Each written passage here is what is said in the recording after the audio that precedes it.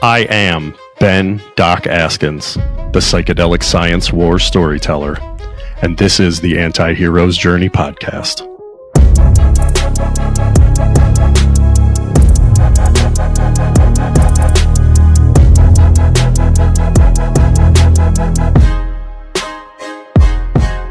What's up, all you Anti-Hero's Journey podcast fans out there? This is Doc Askins coming at you with another one of these interview podcasts that everybody loves, where I trick a really cool person into spending some time with me by pretending to be way cooler than I actually am.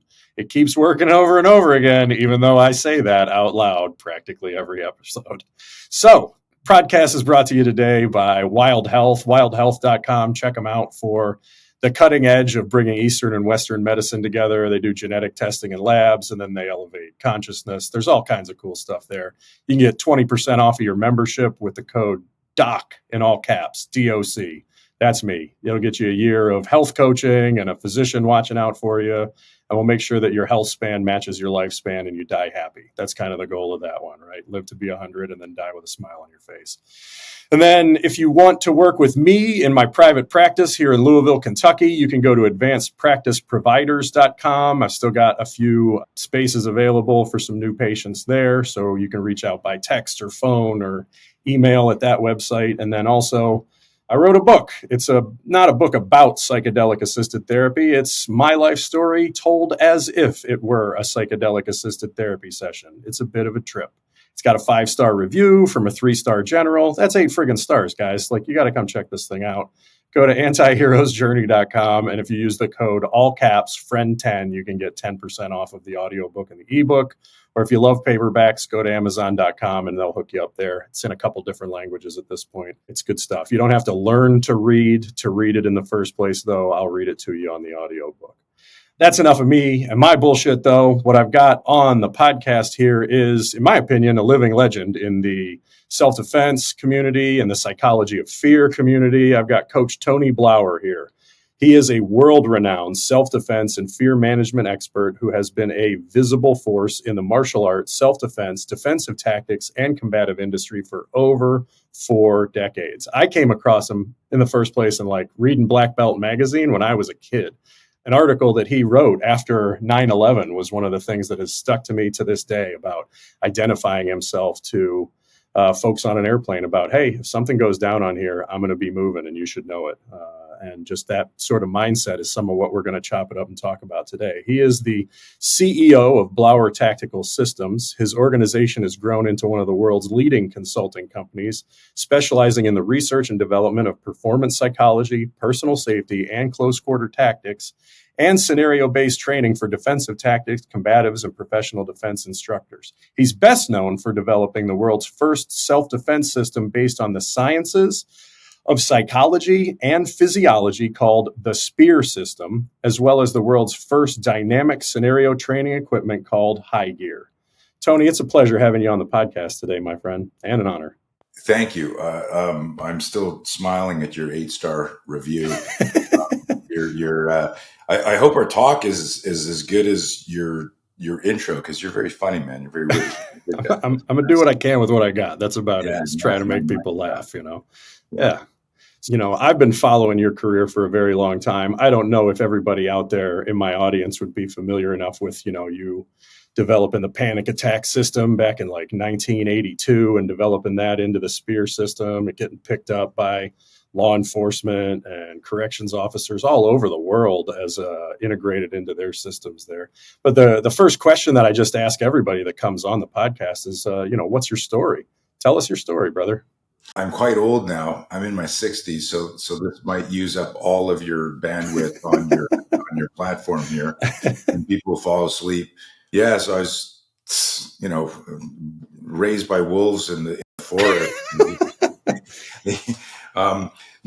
Listen, I grew up in a suburban middle class, little town in Canada.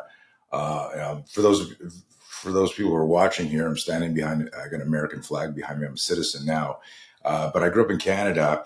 It was a nice childhood, but I was scared of everything, and I remember thinking, I dread fear, I was, for whatever reason, afraid of violence, but there was none around me. It wasn't like I, grew up in the, overseas, and people from your background who, they grew up in certain parts of the world where bomb shelters are in every home, and you grow up thinking like that. I didn't have any of that, and so I never understood why.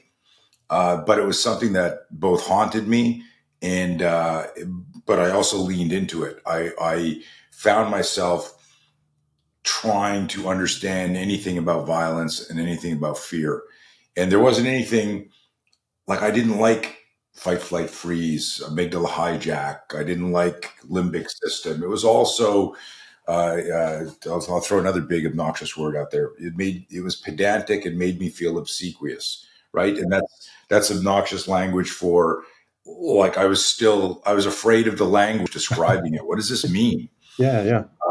But of course, I didn't have any organized thought like that when I was 6 or 7 or 8 or 9. But I was afraid. If I could remember, my mom said, "Hey, go downstairs to the basement and get me this thing. It's in the box beside the furnace," and I'd be like down in there, getting ready to get jumped in my own house. I'm just afraid of the crawl Taking a space. hammer to the basement to go pick Yeah, up some junk. Yeah. right. And it was nuts. And I would even, without any training, like if I was walking around a corner, I was cutting the pie at 7. Like I'd be like, without knowing Yeah, what yeah, that yeah. was. It was just weird, right? But it wasn't tactical in my mind. It was fear inspired. And this is very subtle. And I want everyone to, like, I'm going to do my best to explain why this is different, because you could go, "Hey, that's cool, man. You're like the Mozart of CQB at 7 years old." No, because I was doing it because I was afraid. I wasn't doing it because it was a skill set and I was a calling. Like I was a hunter. It wasn't. It didn't feel like that at all. Um, I was obsessed I grew up in the '60s, and I was obsessed with any action show. And I grew up with the classics, the Wild Wild West with Robert Conrad and Mannix and Streets of San Francisco. And these were all TV shows where there was always a bad guy, there was always a good guy, and the good guy always got the girl and always got in a fight and solved every problem fighting. Right, right. And so that seed was planted in my head of, you got to know how to fight. You got to know how to fight. When I was 11 years old, 11, 12 years old, 12 years old, I think it was, I was walking home from a pickup baseball game with a bunch of friends. And the elementary school field where we were playing was about 500 yards away from like the big high school in the area. And as I was leaving alone, and I was kind of like, skipping home out of the parking lot. And of course, it's a Sunday afternoon, and there's no cars there. And I see these two kids walking on the sidewalk, and they stop and they turn to me. They go, "Hey, kid," and they wave over. They wave me over, and I'm like, "Oh, wow!" Like I'm 12, they're like 15, 16. And I'm going, "Oh, two older kids want to talk to me." So Oh, I like yeah. literally Yeah. like run right onto the X. Right. They're Am like, I cool? right, No, right. you'll find out in a second. Yeah. So I run over, and they go, "Hey, is this where you go to school?" And I go, "Yeah." And I'm like, "Wow, cool. Like older kids are talking to me." They go, "When are you going to high school?" I go, "Next year." And they go, "Well, welcome to high school." And I go, "Thanks." And like, I can't remember. I don't know if I'm making this up now because it was 100 years ago. But I'm not making up the fight. But I don't know if maybe the guy went to shake hands with me. But next thing I know, I'm grabbed and I'm in a full Nelson. Yeah. Oh, And shit. I'm struggling to get out of this because I don't know what's going on. Total ambush. The guy in front of me, and I'm like struggling now. Just for context, I was an all-around athlete. I've been skiing since I'm 3 years old. I was a competitive skier. I was a wrestler. I was into gymnastics. I was an all-around athlete. So this is an interesting paradox because I was good at all these sports. I was in really good shape, but I was always afraid.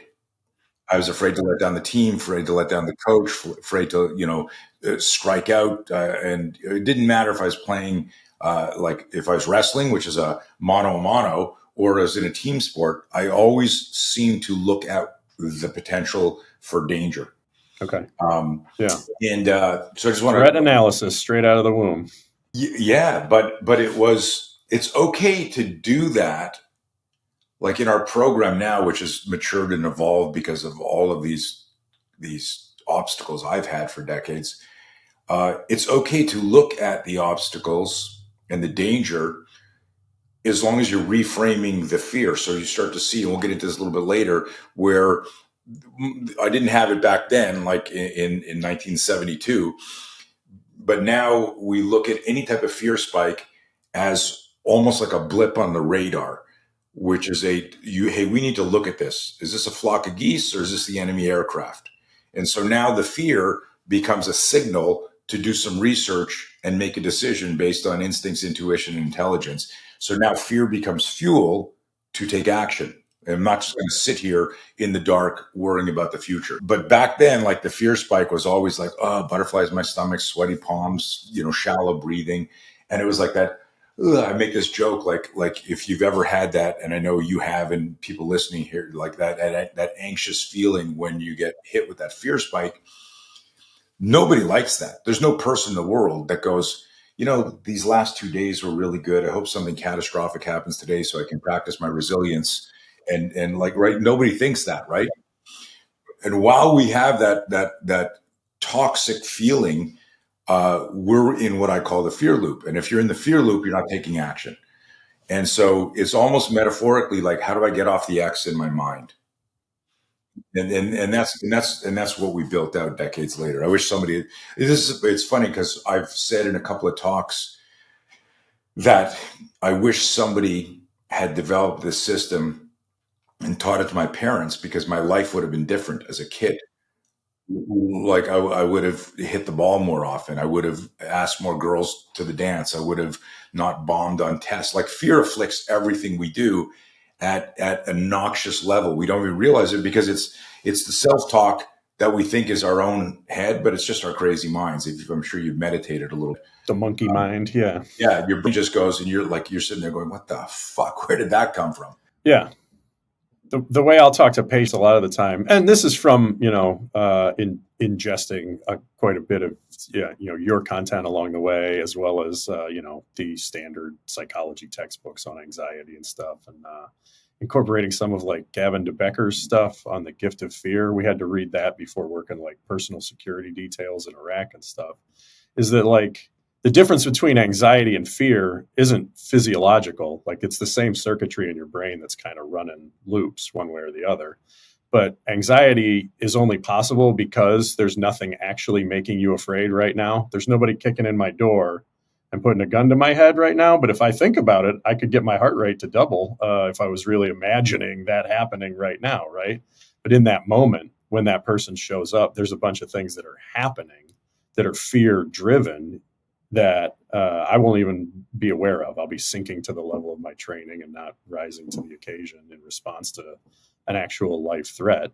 Does that distinction between like the present and the future and anxiety and fear, do you think that's a helpful distinction to make talking about these things, or is that blur things more? No. It's great, and it syncs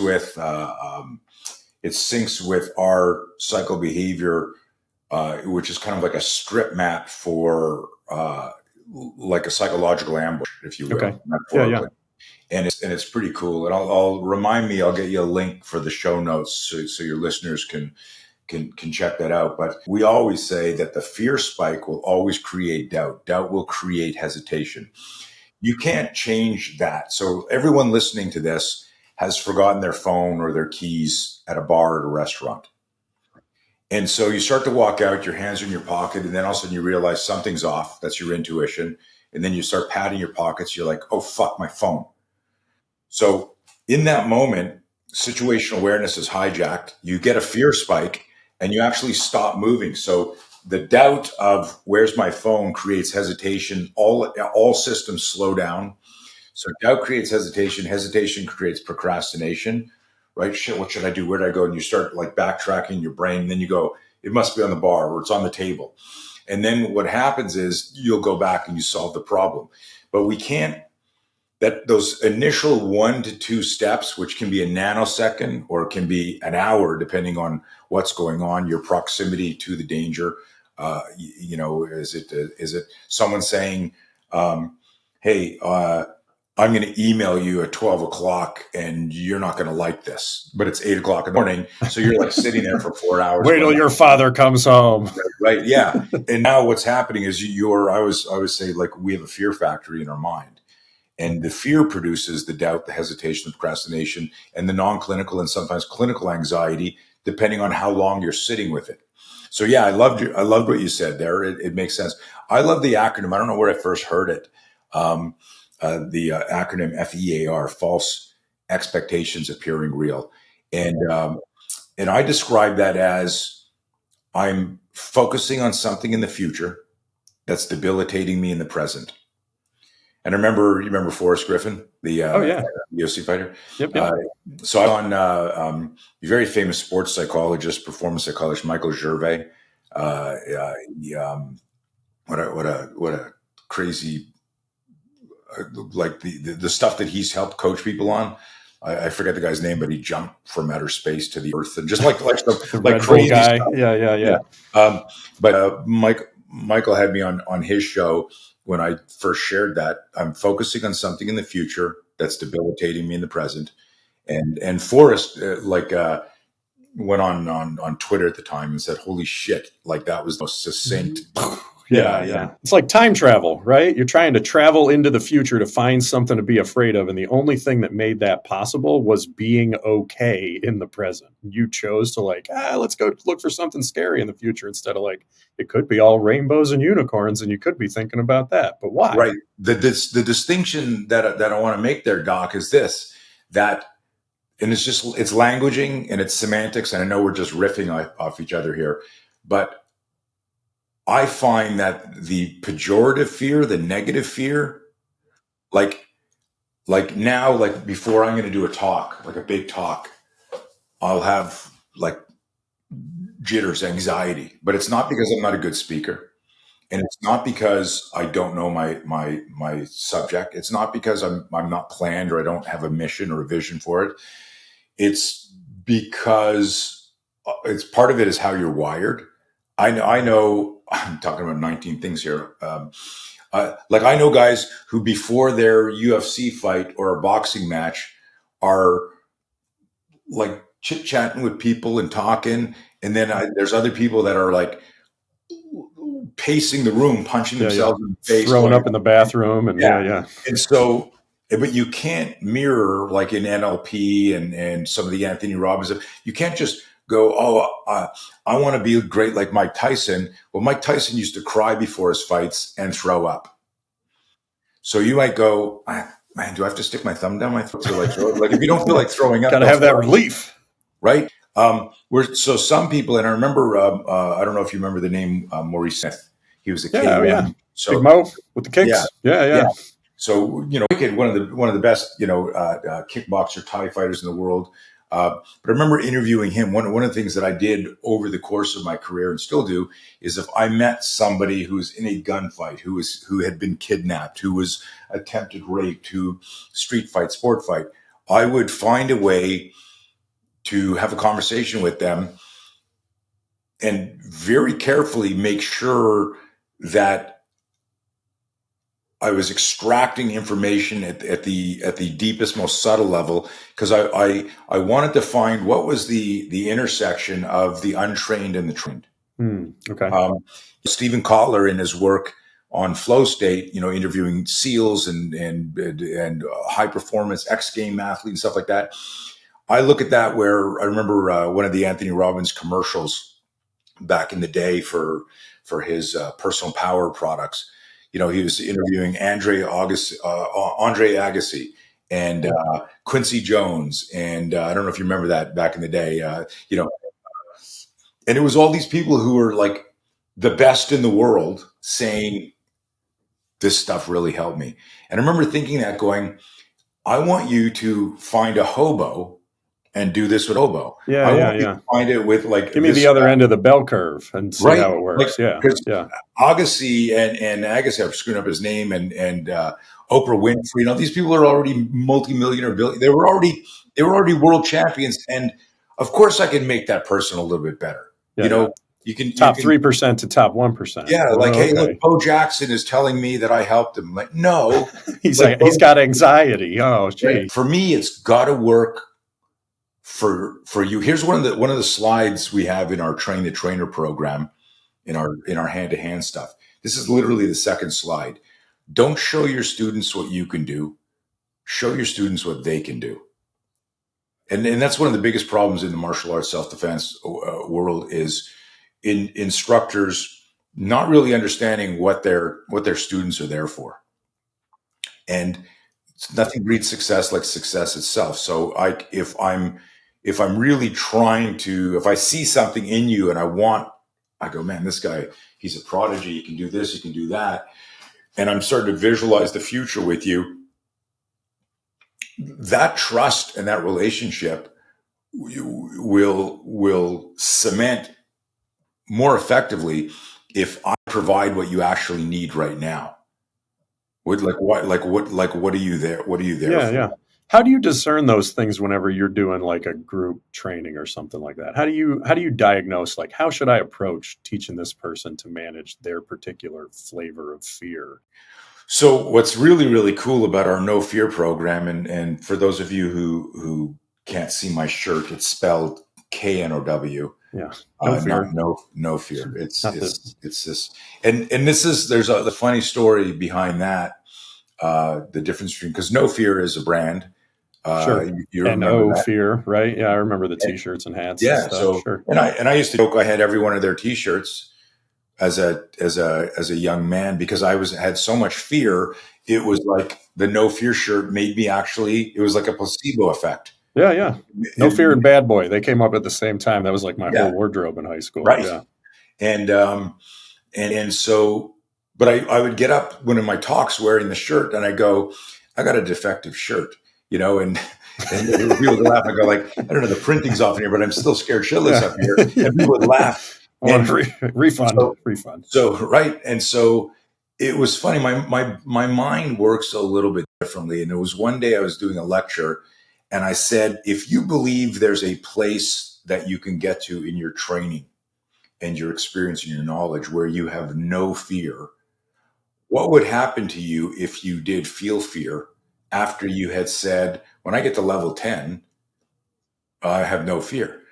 That would be like an insane crash. That would be the scariest thing, is if I told you, hey Doc, when you do these three, when you read this book and you do this treatment plan and you get to here and then you pass this test, your fear is gone.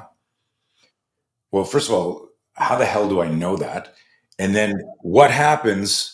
What happens if for some reason, because fear is a noxious, subtle experience when it's elicited from an external stimulus, and it's always unsolicited. It's the joke I made before. I don't get up in the morning, go, got to work on my resilience today, hope something bad happens, right? Like it's you open up your phone and then you're like, oh my god, is this real? Like, and you like, you got a text, right? Or you turn on the news, or you get up to go do something, you bend over and your back goes out on you, but you're alone, or you got to go like teach something very physical, and immediately your brain, the movie, and think about this, you're on your way, you're running a bit late, you're on your way to the airport, and you jump on the highway, and there's an accident, and there's traffic, and what happens immediately? So false expectations appearing real. The first thing you do is you hit the brakes, you slow down, and you go into denial. I don't believe this is fucking happening. Oh Not now. yeah, You yeah, look at yeah. your watch, you smack the steering wheel, maybe you honk at the traffic that's Yeah. not moving. Like it's going to change anything. Yeah. Right. But what starts to happen is you go, I'm going to miss my fucking flight, and then I'm going to miss this connection here. That's going to screw up that Catastrophize. meeting. Right. But that is all, you're not scripting this. And we like to tell people, like in the Fear Factory metaphor, you're the screenwriter, you're the producer, and you've cast yourself as victim number one in this scenario. Like, and you're creating, and You wrote the whole thing and played the whole movie just for yourself. And here come the credits. It's all your names. Yeah. do you have any kids? Yeah, I got 4. So I got 3 kids. I remember my daughter, when she first started dating, being super late. And I'm like, I'm a somewhat protective dad. and she's super late. And my brain ran 3 movies in like 3.5 seconds. Yeah. Where the fuck is she? She's gonna get a piece of my mind. Wait a minute. She could be in a fucking car accident. Holy shit. Then it was a car accident. Then it was she was getting raped. Then it was she was human trafficked. Just gets worse and worse. Yeah, And, yeah. and but then like within a few seconds, because Go of the from zero to program, Liam Neeson in no time. Yeah. right? But but but the skill set, and this is what we try to do in the No Fear. I'm giving you the longest answer to how do you diagnose and what do you do, Yeah, yeah. is the system is a formula based system. It doesn't care what your scenario is. The goal of No Fear is to improve self awareness. Self awareness allows you to go, holy shit, I'm standing on the X in my mind, and I've got to clear the fear. And I use, I love using a stovepipe metaphor here. That I have my weapon. I'm engaged. I'm ready to go. I've got the courage. I've managed my fear. I'm in the gunfight, and I get a stovepipe. If I don't clear the stovepipe, it doesn't matter what my intention is. It doesn't matter what my training was prior or after. And it doesn't matter what type of gun or ammo I have, because the gun is inoperable in the moment because of this malfunction. If I don't recognize it, if I'm there and I'm pulling the trigger because I'm, all of these survival elements of I've got auditory exclusion and tunnel vision, and I'm looking at the bad guy, and I just don't notice, because I've talked to so many guys who go like, yeah, I don't even hear my gunshots in this fight. I could only hear myself breathing or my heart pounding. If you don't notice that this is going click, then you're hypervigilantly like squeezing the trigger, and there's a whole talk I do in for different agencies and organizations called Violence Loves Speed, Okay. and it's very So does interesting. money. So I've heard. Yeah, but the Violence Loves Speed talk is about neurobiology and physiology, and the timeline of violence. It's not about how fast you can punch or shoot. But the metaphor with the gun here is I've got to clear the malfunction.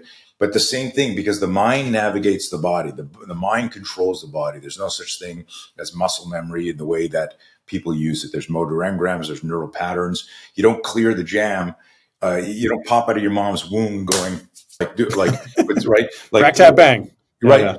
Yeah. You learn it and it becomes a neural pattern, but you got to have situational awareness and self awareness to go jam clear and know how to download the complex motor skill and make it happen. And people say like when they do it quickly without thinking, they go, "Oh, it's just muscle memory." It's not. You knew you had a gun in your hand. You knew you were in a force on force training or in a gunfight, and so there were a whole bunch of things going on that said, "This is the next thing to do." The same, I'm using this metaphor because what I'm hoping and think your audience is more from your community is you'll appreciate this, that in the same way the mind navigates the body, the fear spike and the fear loop, as I call it, is the stovepipe of the mind. You can want to not have the anxiety. I want to get out of bed. I don't want to be thinking about like the future and it's debilitating me. But if I don't have the self-awareness and the critical thinking skills and this idea that I can turn fear into fuel and make whatever's what right now, I don't know. I don't know where the fear is coming from.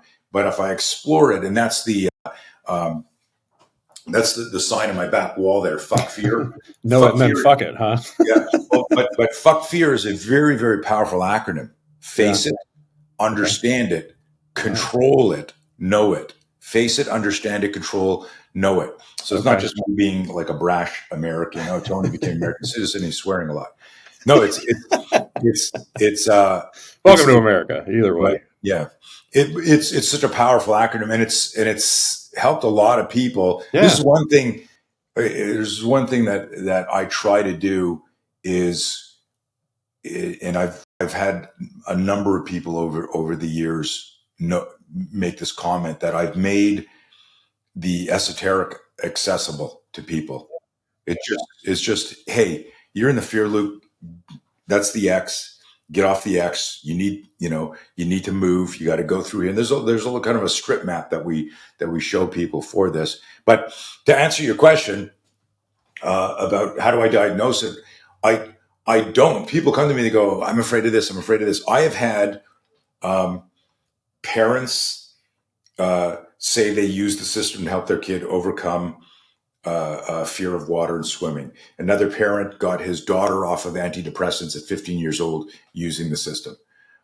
The we've I had a during the height of the summer of love and the mostly peaceful protests, the last few years of insanity of the world.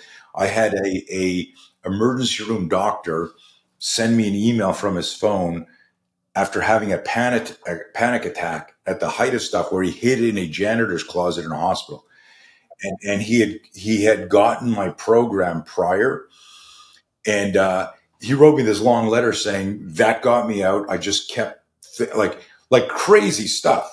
Where, like, if you'd said to me 20, 30 years ago, like you're going to get this email from a doctor and this guy about his kids. In other words, the formula for managing fear doesn't care what the stimulus that triggered the fear was. Yeah, yeah.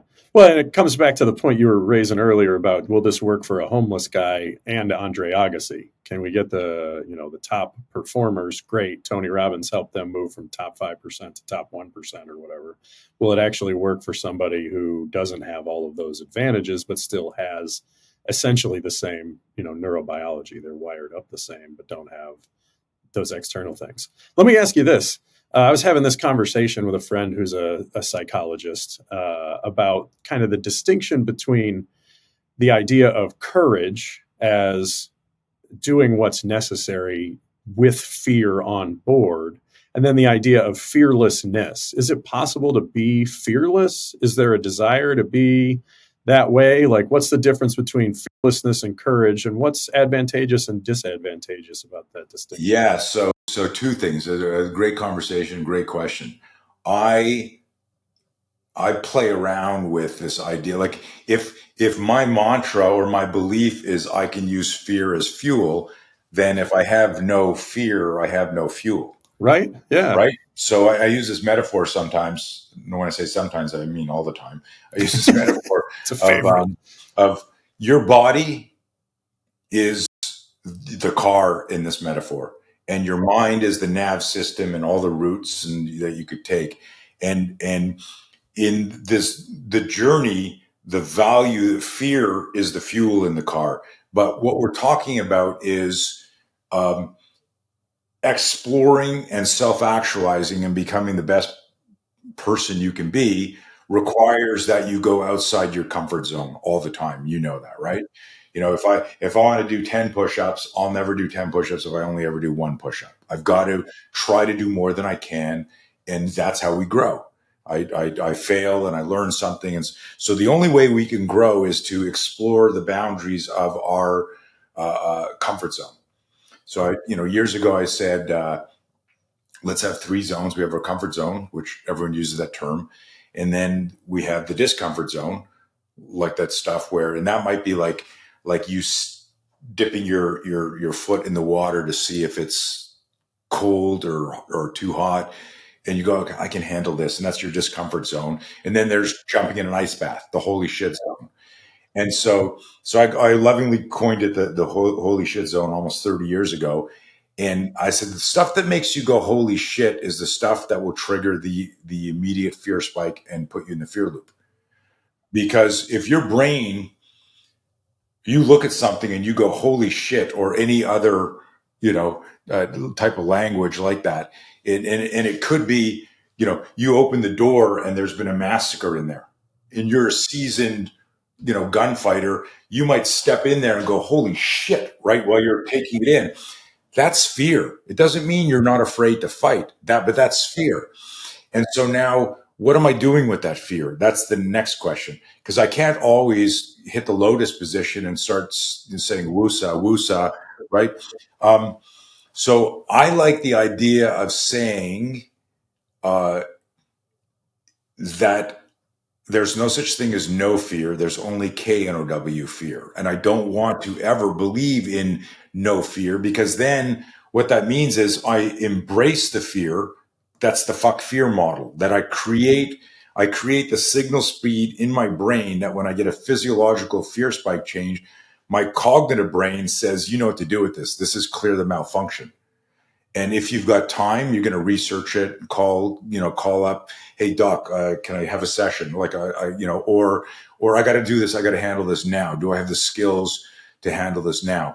So I don't, at a semantics level, you're with your friend not here.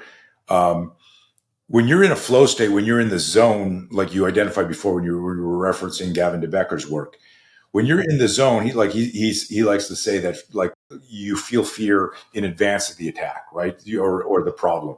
You don't. It's the anticipation of the danger. It's just being a receptor to whatever threat there might Yeah, actually but be. Yeah. but so while you're in the fight, you don't feel fear. I don't know if that's true. Like when people say dogs don't have memories or dogs don't do that. I got 6 dogs. I don't believe half of that shit. How do you know? Are you a dog? Are you telling me that somebody who's afraid of getting dragged to a secondary crime scene, tortured and raped, that once the attack happened, they had no fear? I think they're still pretty fucking scared. But what happens is when you're now focusing on survival or how do I escape or how do I play dead here or am I going to fight? What happens is your fear gets channeled and you have less fear than it's like a measurement of your instinct kicks in is kind of how yeah, Gavin de Becker talks about it, right? Like yeah, it's fear's a gift, and then in the situation in which you need it, it will guide you back out the best that would be possible. And then he gives a bunch of case studies of women being approached by predators in different situations where like they knew they should have run and didn't, and then wound up getting themselves in a kidnapping situation, and then got out of them. They're the like perfectly crafted case studies for kind of proving his point. Right. And I love de Becker's work and had the honor and privilege of doing a couple of things with him and his team years ago. But like the Stephen Collar stuff, it's like you said, like here's 3 examples for the book. Well, there's 3 million examples of people who didn't do that, right? On like somebody's getting raped right now. Wait 3 seconds, somebody's getting attacked right now. Wait 5 seconds, somebody's getting attacked right now. And here's an interesting thing is every victim of violence who lived to tell the tale said they had a bad feeling before the attack. So I'm, completely in sync with the whole idea. It's really a big part of our program is how do we reconnect to our intuition? We call this the choose safety model. What is the safest thing you could do right now? Not to be confused with playing it safe, which is a boring life. You're in your comfort zone, but choosing safety when there's risk. What is the smartest thing I could do right now? But back. So there's a couple of things I wanted to add to that question or conversation you had with your buddy, and that is there's 2 things that are kind of tenets in our no fear program. One is only those people who manage their fear manage to fight. You got to manage the fear to manage to fight, not the fight or win. It's not implying victory. It's implying that I'm going to be in the fight. There's going to be DNA on my nails. Yeah, it's not just submit or posture, right? Like Dave Grossman talks about non-combat as options there beyond just fight or flight. There's also submit and posture. Freeze. Yeah, and and between you and I and anyone listening to this, I don't like the whole fight, flight, freeze, tonic immobility, all that language and all that, because they're forensics assessments, they're post-event. Like you and I are being chased by a wild bear and we're running, and I go, are we in fight, flight, or freeze now? We're fucking flight, man. Like I don't obviously, like I don't need that. Right. So it's like a label. I want, and so and it's not that this when I say that stuff, sometimes someone will go, is he disagreeing with? No, I want when I designed the no fear program, it was for me because I dreaded fear. And then when I started, it was 1980 when I did my first student, where someone said, I'm going to pay you to train my son. He's getting bullied in school. And so he was scared, and I shared some stuff that I had been working on for me, and it changed his personality and changed his emotional posture. And I was like, holy shit. And then that student and that student, next one. And then suddenly I realized that the core of everything we did needed to be around this mindset and mind speed. How do I clear the fear? Because I'm not going to throw the punch biomechanically, like a psychomotor,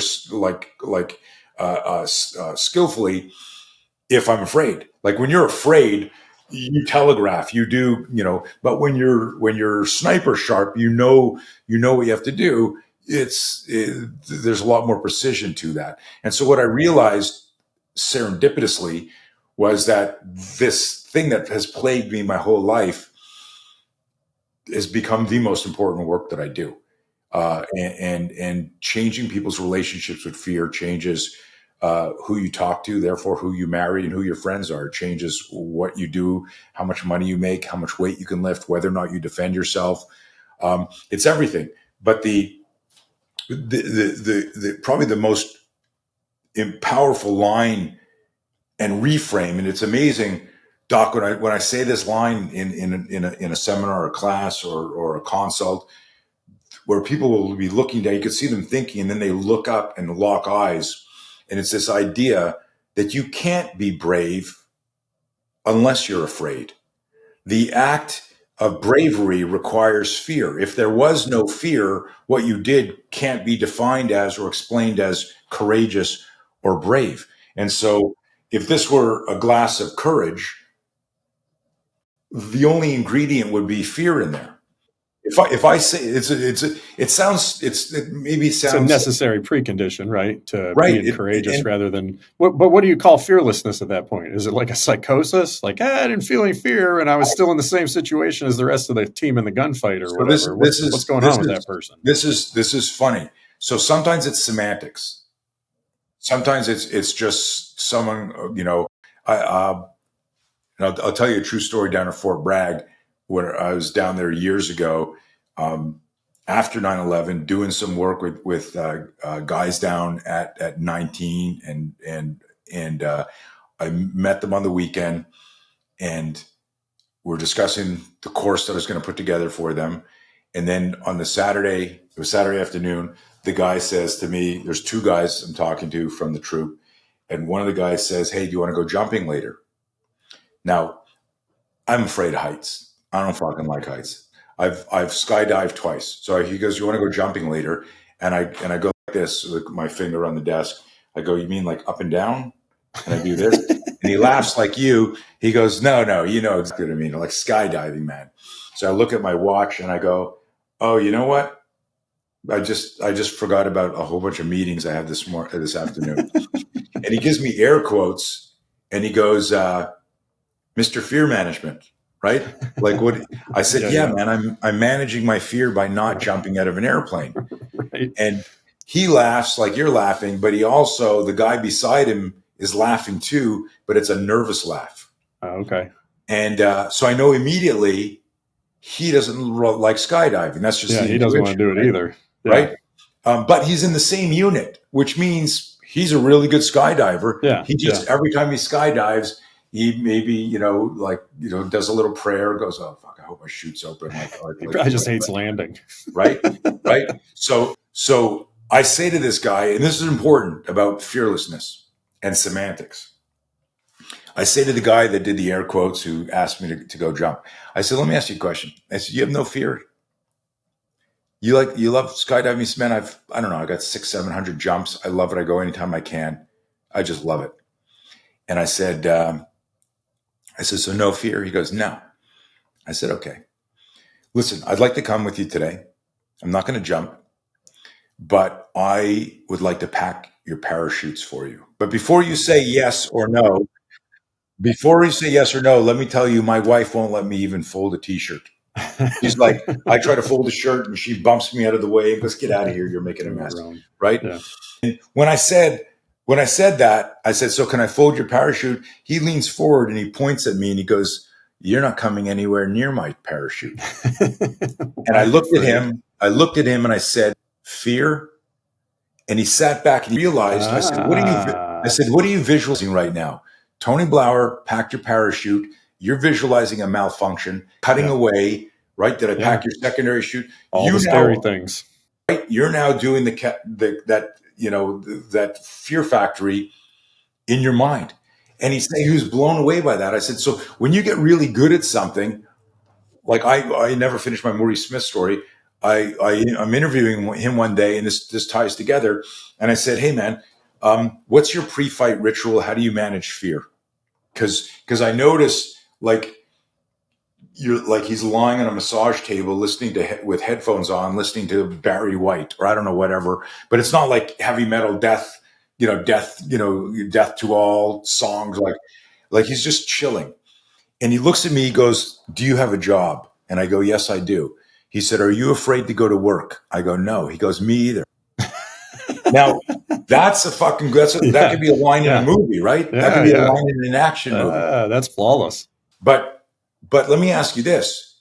If this was your first mission downrange, and as you're getting ready to go, a helicopter's coming in with somebody that got, IED, you're fucking shot, and there's no way you're not going, fuck, right? There's no way. And so your first fight is going to be different than your 10th fight, which is going to be different than your 20th fight.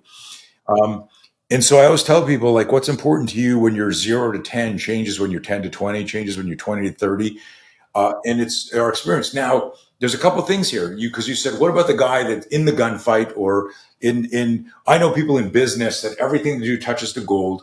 They love getting sued. They love suing. They love like all the, and they're always on top of things. Or that one kid we knew in school that never lost a fight, that it was always, what'd you say? Boom, we hit first or drive. Always. And what I decided after 60 years on the planet Earth is these are the unicorns. Okay. And we can't learn anything from a unicorn because the unicorn doesn't know they're the unicorn. If I say to the guy, hey, like I saw you, pull out your knife, kill those 3 people. Then before that guy fell to the ground, you grabbed his drink and finished it while he was dying. John Wick. How do you do that? And you go, well, how do you do what? Like the unicorn didn't take lessons for that. So here's the question for you. If you look at somebody and you go, how the fuck does that guy do that? You've just self-identified as not the unicorn. And you can't learn from the unicorn. You can be inspired to train, but you can't, because like their brains are wired differently. It's like Lieutenant Spear from the in Band of Brothers. HBO. Yeah, Band of Brothers. I couldn't remember the B. Like everybody couldn't figure out what makes that guy tick, right? And this is cool. You need those leaders. You need those people. But what I realized is, and this is kind of like a deeper psychology, that if I'm trying to figure out why you can do something that I can't do, then I'm always in this kind of like negative comparison of like, shit, that's just not a good way to live. You can be inspired by people, but I don't think a lot of people realized how scared Mike Tyson was before his fights, or George St. Pierre recently in the last year, came out and, and hopefully everyone knows George St. Pierre from MMA, UFC. GSP. Yeah. And he said that the scariest day of his life is any day he had to fight. He loved the training, but he hated. He said there was only one fight. I got a video of this that I show in some of our talks, where he goes, there was one fight that I wasn't afraid for. It was Matt Serra, and just wasn't afraid at all. And I got knocked out in that fight. Maybe I should have been afraid of Matt Serra. Maybe that's a key component in his recipe for success. Yeah, it was fear.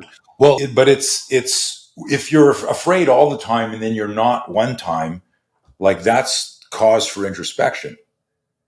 And so the no fear, the experience and I developed it to help people learn self-defense, but then realized that it had this, transcendental type. it impacted everything we did. That if I can change my relationship with fear, I can change my mind. If I can change my mind, I can change what I'm going to do next. Yeah. So it was kind of interesting. I'm going to ask you a question that I bet you've never been asked before, despite 60 years on the planet and a whole bunch of these sorts of interviews. And it's more coming from kind of my lane at this point, is doing mental health stuff. Like, I was a combat medic for a long time, once upon a time. And now I'm doing this. I got training to do psychedelic-assisted therapy, MDMA-assisted therapy. I don't know how familiar you might be with this or not, but the way the medicine works, to oversimplify it in somebody's brain, is it very much turns down the ability for fear circuitry to fire in the first place, while also turning up a lot of the positive emotional neurotransmitters, as well as connection and love. So it's basically making fear quiet and turning up love and connection for people to do therapy around some of the most traumatic memories that they have, or stuff that's kind of is running their shop at this point. There's a famous story from when the research was being done back in the 70s, where a bunch of psychologists were all doing MDMA in a group and doing therapy together. And then they said, let's think about the worst possible thing we can all think of and see what it's like on MDMA. And they said, let's imagine that our mothers died right now, and everybody goes quiet and everybody sits and thinks for a little bit. And then one psychologist speaks up and goes, it's really not that bad. And everybody kind of laughs and is like, I love my mom, but I'm glad, that she's in a better place now. Or, everybody's just super duper positive about stuff that they would normally be terrified of or very sad about. What do you think about being able to do that, being able to turn off fear in somebody's brain for a period of time, not just to allow them to do therapy, but how would that impact, your whole life's work is around knowing fear and about teaching people how to manage it appropriately so that they can survive and thrive. Where does that fit into the overall picture, you think? Yeah, you would put me out of business, so I'm afraid of. I'm joking. Listen, nice, nailed it. Yeah. Here's the thing: is I fucking hate fear. I hate it, but and I tell people, look, there are things in life you need to do afraid. It's that simple.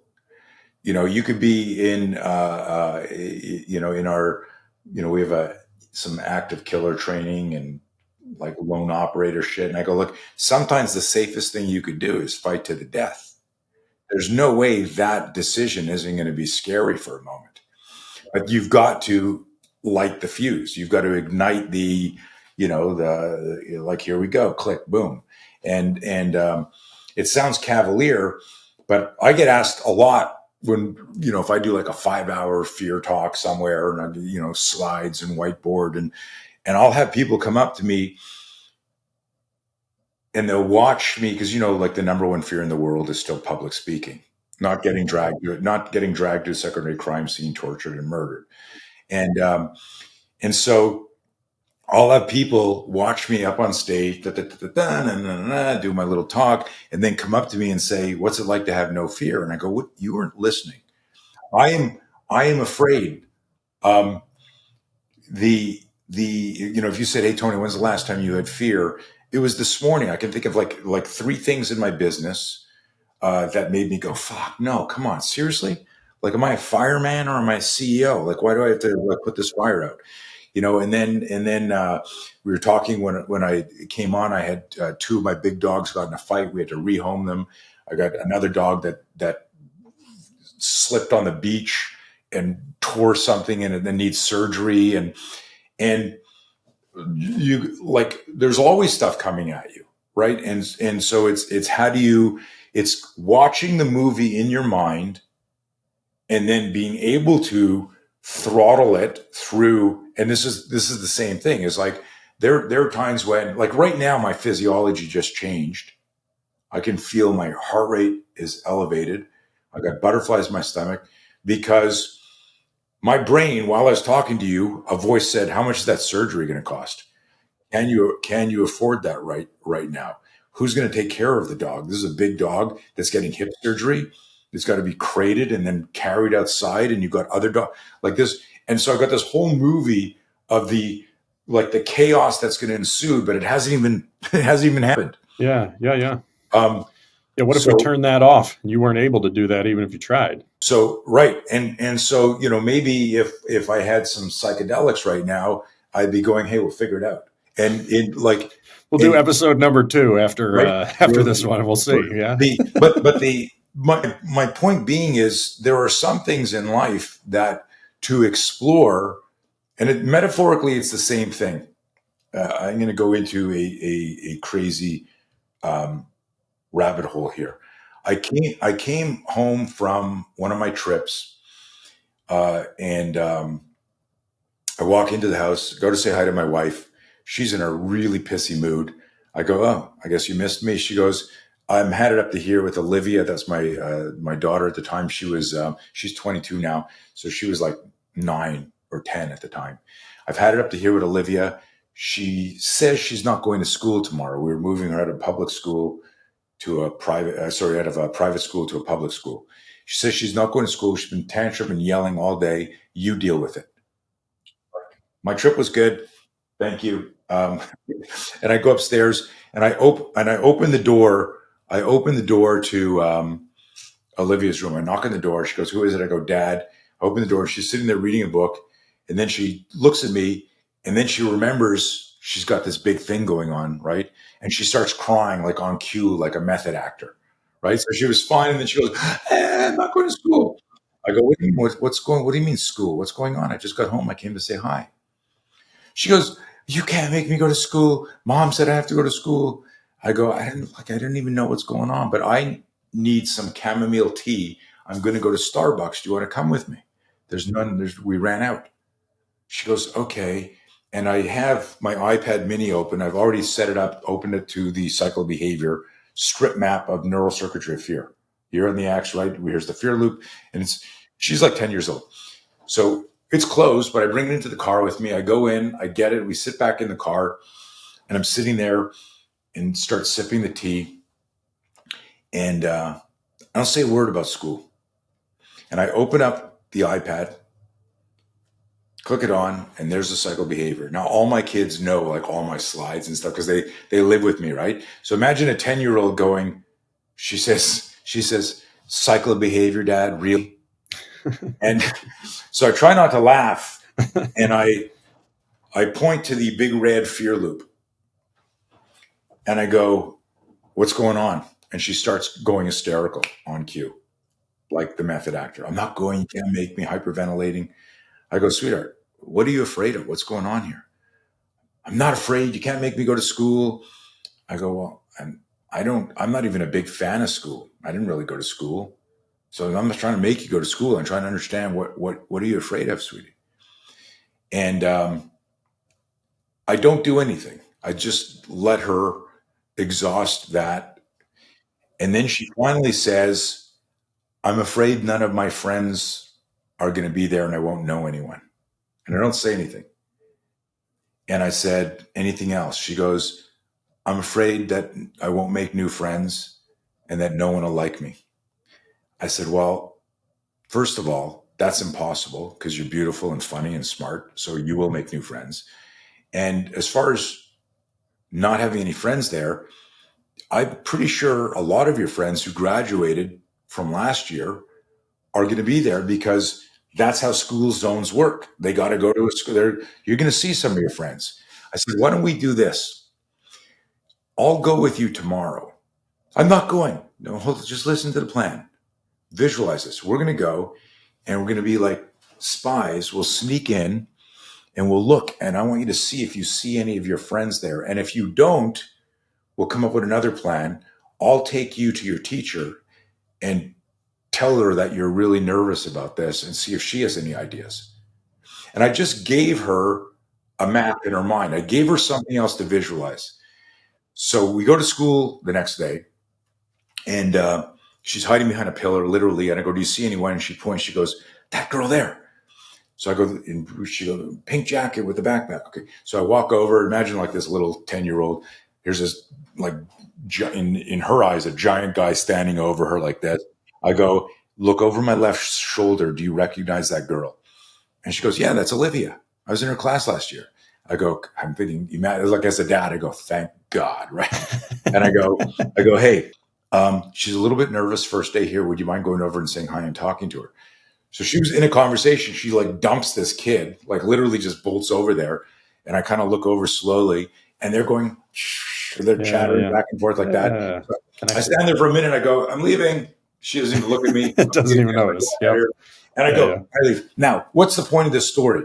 Yeah. What I did with her in the car with the cycle behavior was the goal of the psychedelic experience I found a way through conversation and visualization for her to lower the fear spike where she was holding on to the fear that was that whole, catastrophe in her mind, the chaos in her mind. So to me, there's like an intersection there. And it might seem, well, that's not deep trauma. It's all relative. So I don't know if I answered your question there, but it's if for some people and it's crazy. Like I can have one or two drinks and then I go, hey man, listen, I've been meaning to tell you this because I just couldn't. Right. And the alcohol kind of like get into an altered state of consciousness, right? Slightly where you're just a little bit more loose. So my whole thing is how do we create a system where I become my own coach? I got to navigate my own life and where I can go, you know what, there are things I need to do afraid. And if this scenario continues to happen, then I will stress inoculate myself. And one day I'll accidentally say, no, I'm not afraid. Right. But because I have a ritual that works for me. And that to me is the goal. That's how you self-actualize. Okay. I don't know if that helps. So yeah. No, I think that's super helpful. The connection that, was what alleviated the fear for your daughter, I think is some of what we focus on a bunch too in psychedelic assisted therapy is that like the medicine itself creates like this window of plasticity where you can make some changes.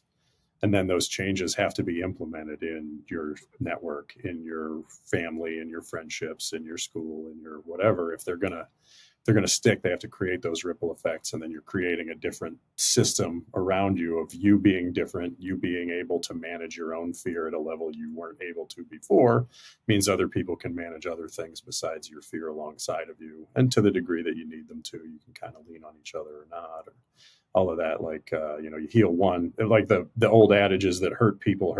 And then the healing obverse of that is heal people, right? And the whole thing kind of goes on an upward spiral rather than a downward spiral thereafter. Yeah. My thing, and I'm afraid to say this, I'm making fun of fear, is the risk or danger of somebody telling themselves, I need the drugs to be this way, as opposed to the psychedelics gave me a window into possibilities. This is the neuroplasticity is going to let me do, but I don't need that. So the person who I remember, athletes are superstitious or super superstitious. And I remember, one guy going, oh my God, my lucky, whatever it was before. Right. Yeah. My can of SpaghettiOs. What? My lucky socks, forgot them. My mother took them out of my bag. I always wear my red socks. And it's like telling people, hey, your left hook has nothing to do with your socks. Trust me. Right. But we all, including myself, love placebo effects. We love, hey, when I do this, this happens, and we create these rituals. The trick is to be able to say to yourself, like, that was the bump that I wanted, but if it's not there, I still got this. I'm going to make this happen. I was on this podcast, and the guy brought me on for self-defense stuff. We started talking about fear. He ends up getting my no fear program. So we have, I do stuff live, but we have a digital program, and he gets it. And he messaged me a week later. He says, I've never told anyone this, but I've had for the last 5 years, mild anxiety. Haven't spoken to anyone about it, but I did your program and I watched it 5 times and I made pages of notes. And he said, is it possible my anxiety's gone because I don't feel the same? So he went from fearful to fearless, right? And so I answered him. I said, well, if I was your therapist, of course it's not gone. I need to see you for the rest of your life. My second home is we're Yeah, still yeah. building, right? I have the same problem in my medical practice. I deprescribe more than I actually prescribe, and then people are so happy and feel so good that they never need me anymore, and they go Right. away and I live mean, their that lives. should Right? be it. Is how do you get out of here? Boom. You're Do you like, have any friends that need help? No. right, Okay. Well, enjoy your life. Whatever. It's fine. right. But it was funny. I said, like, why can't it be a light switch? Why can't you have an epiphany, a realization, and go, oh my God, I got this. And the same thing for the hand to hand stuff, where I've had people use our stuff in literally like death scenarios, and say things like, you were there, man. I heard your voice in my head. I was doing this. And I always say to them, always, I was not there. I appreciate that, but you did this. You did this. And when I'm training trainers, I tell them, you can't, as good as it feels, you can't even imply an element of codependence, because that could fuck them in the future if they need to handle the problem on their own.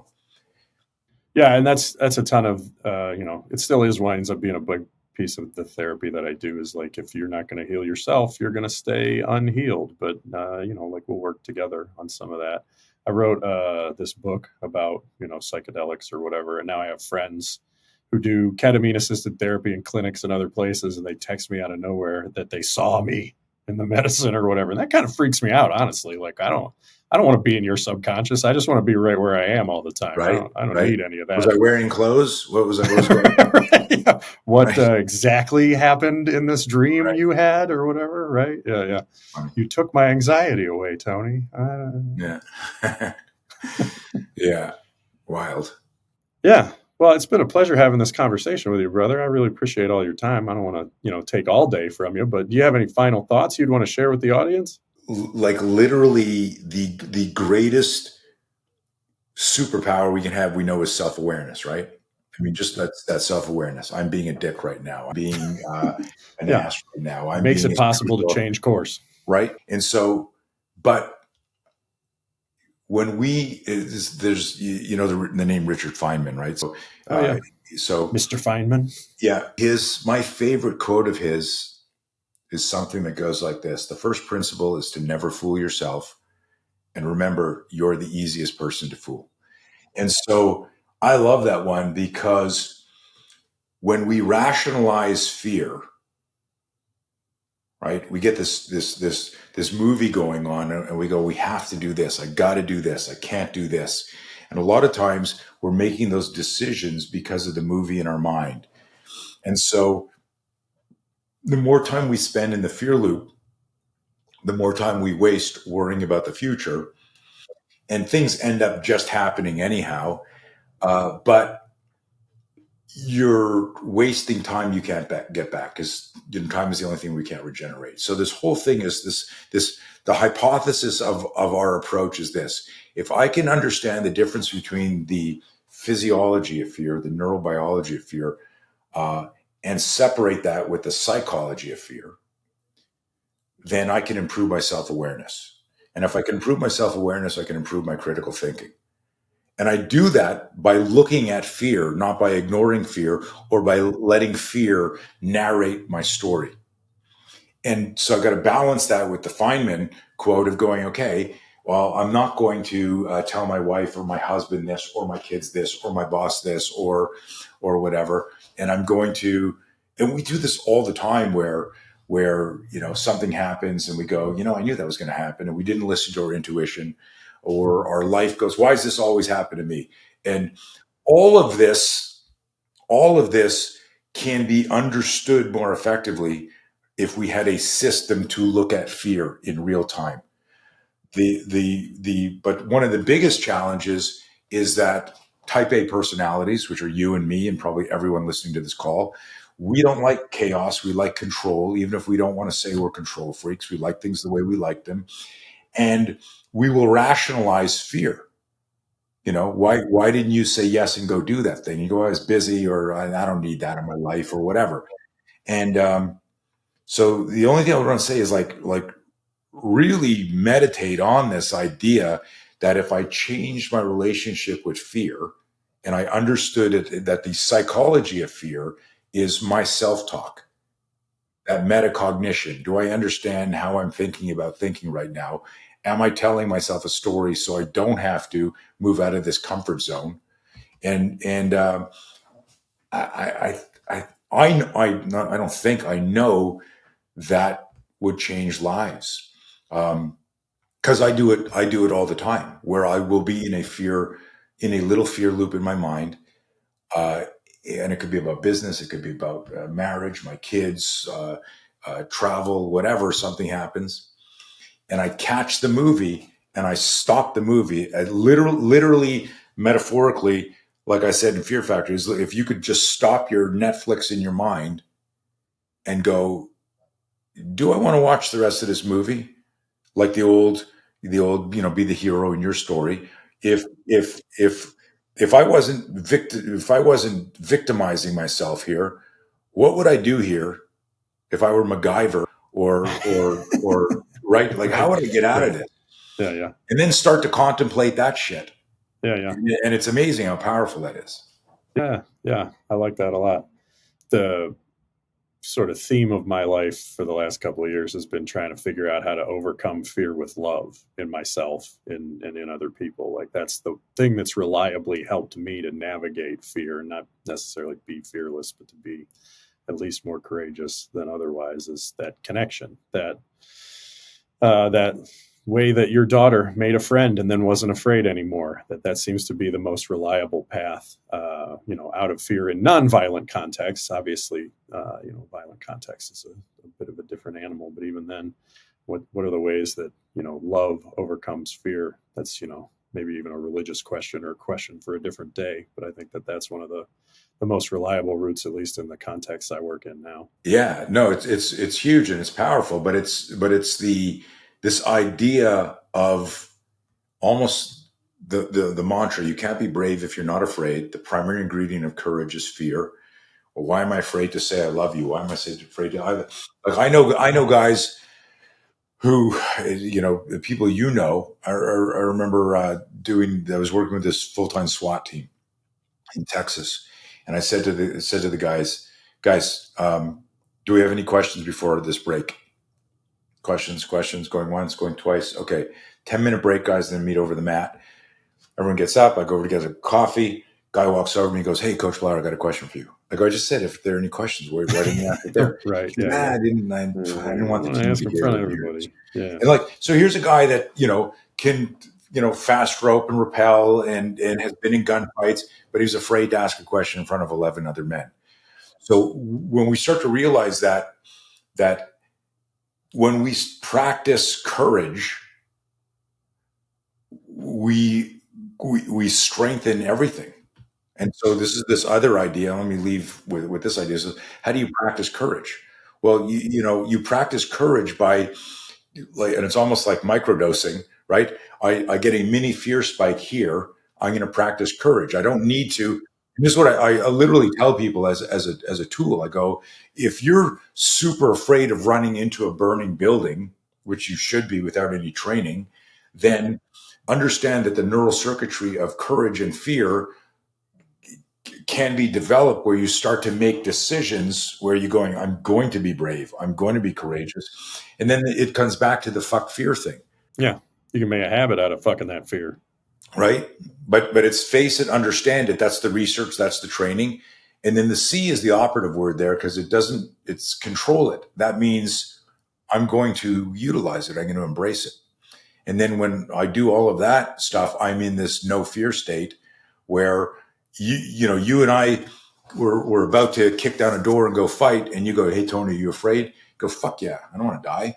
Okay, let's go. Right? But we're professionals; we know what we have to do, as opposed to pounding our chest, going, "I'm not afraid of anything. I'm not." I'm putting the pieces together on what you were saying there, maybe in a different, or for the first time, better than before. Like it's kind of a self-aware it's a self-consciously self-aware way of approaching fear that is a mirror that's more inclusive than like Colonel Boyd's OODA loop. Like you're talking about observe, orient, decide, act, but involving your emotions and your connection with others and reading the environment more thoroughly with that emphasis on fear. At least that's how I'm interpreting what you're saying at this point. Like Yeah, OODA very loop. similar steps, but with, Yeah. courage at the heart of it rather than just the mechanics of Yeah. OODA. And so OODA is totally external. When I talk about, I've had some good rants about that. Where I've had a couple of people say, "Oh, you're only a pilot would think that's the whole picture, right?" Like, but the reality is, like the moment that you get a fire or you realize somebody's on your tail, if you can't manage your fear, that might affect, like the psychomotor skills. Yeah. Third guy in the stack just freezes. That's a problem. Yep. And so it's super interesting. We part of our in our hand-to-hand training, we talk about the timeline of violence, and the timeline of violence makes up what we call the 3Ds: detect and avoid, defuse and de-escalate, and defend. So there's 3 phases. Most people only train phase 3, the fighting. Bad guy did this. He's got a gun here. He's got done that. And they're not talking about like the situational awareness and then the verbal interaction, dropping your hands, whatever. And then, but when people get deeper into our system, we go, listen, the external element of head on a swivel, let me see your hands, turn around, and then, I got to engage the guy. All of that is controlled by the voice in your head. And so we talk about there's external skill sets, there's internal. So our cycle of behavior is the internal nucleus of what the OODA loop would be on the external. Yeah. Okay. Yeah, it's a mirror. Yeah, it includes the whole picture rather than just your eyes. And we need to understand. This is a guy from Bragg who said this to me after 9/11. He said he finally understood our system, where he said you need to have the central nervous system of your combatives program be based on the central nervous system. And I always loved that because I would say how you think affects how you feel, how you feel affects how you think, and both of those influence how and when you'll move. The signal speed to the neuron is going to be impacted by all of the, like your mindset, your mind speed, and so that comes back to full circle. I get a fear spike, I will have doubt. Doubt will create hesitation. I need the self-awareness to go, fuck, I'm in the fear loop, clear the jam, and move. And that's the metaphor. Yeah.